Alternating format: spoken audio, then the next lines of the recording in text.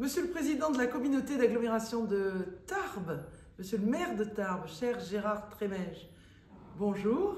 Chère Marie-Christine Stekel-Assuer, cher David Carassus, mesdames et messieurs, je ne peux malheureusement pas être à vos côtés aujourd'hui et je demande de m'en excuser. J'aurais vraiment aimé participer à votre colloque. Pour autant, vous savez, je suis extrêmement attentive à ce que les alliances territoriales fassent pleinement partie de nos réflexions sur l'aménagement du territoire et ce qui, ici, dans nos territoires, les mettent en œuvre au quotidien. C'est donc avec grand plaisir que je vous adresse ces quelques mots à distance.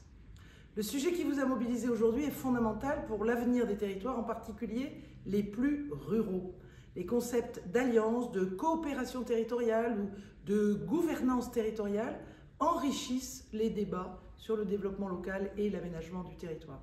D'une part, ces concepts sont essentiels dans le cadre de la construction européenne qui cherche à soutenir le développement local pour favoriser la coopération et la cohésion économique, sociale et territoriale. Plusieurs outils sont aujourd'hui mobilisés pour répondre à cet objectif, les fonds structurels, le dispositif LEADER ou encore le programme Interreg.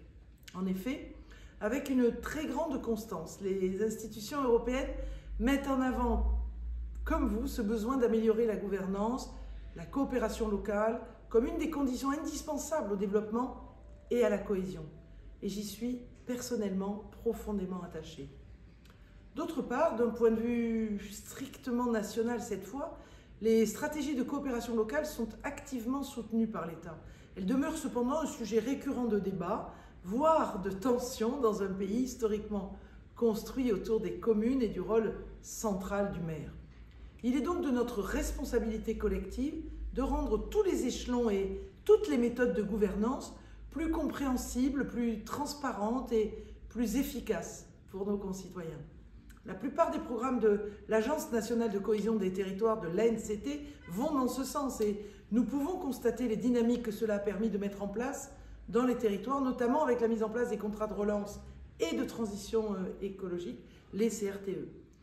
Je veux terminer en vous parlant de la loi 3DS qui a été adoptée en 2022. Elle est un autre exemple parlant de la place que prennent et que doivent prendre les alliances territoriales. Cette loi poursuit 3 axes qui ont pour but de faciliter l'action publique locale. La différenciation, donner de la souplesse aux collectivités locales pour adapter leurs actions. La décentralisation, faire confiance aux élus pour régler les défis nationaux au plus près des citoyens.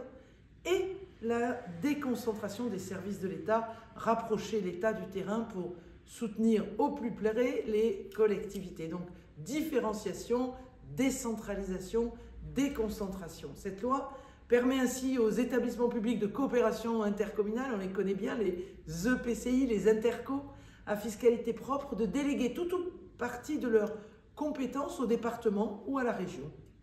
Elle autorise aussi désormais le transfert de compétences à la carte, c'est-à-dire seulement par certaines des communes membres de l'EPCI, à l'intercommunalité.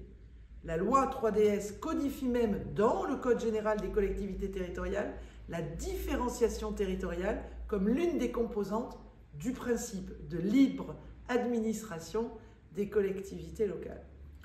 Afin de prolonger cet élan, vos travaux sont extrêmement importants. Ce sera une contribution à laquelle je porterai une grande attention. Je reviendrai vers vous, j'y serai très attentive.